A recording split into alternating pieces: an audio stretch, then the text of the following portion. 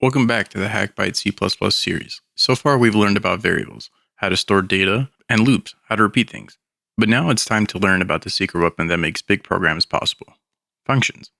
If variables are the nouns of your code, the things you work with, then functions are the verbs, the actions you make them do. Let's imagine your program in the kitchen. You could do everything yourself: cut vegetables, boil water, wash dishes, but that gets messy fast. So instead, you train little chefs. Each chef has one job.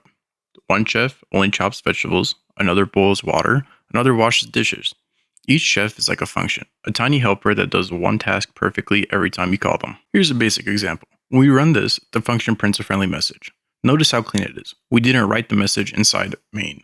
We just said, "Hey, chef, greet player, do your thing." Some functions don't just do things, they also give something back. Let's say we want a function that adds two numbers for us. Here, we made a tiny math machine. We handed two numbers, it adds them, and hands us back the results. That's what the word return does. Parameters are like the ingredients we hand to our chef. If we forget to give them, the chef doesn't know what to cook. Here, A and B are placeholders for whatever values we pass in.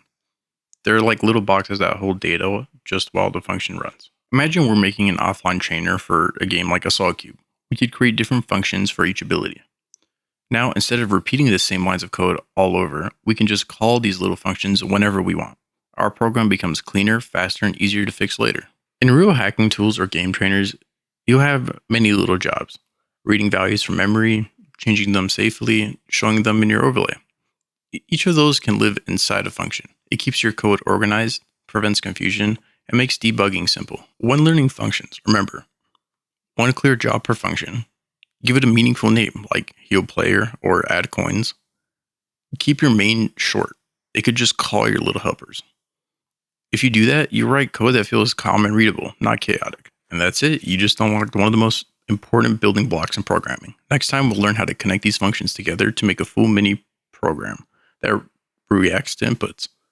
Make sure you subscribe to HackByte. Join the HackByte Discord if you want feedback or to share your progress. I'll see you in the next one.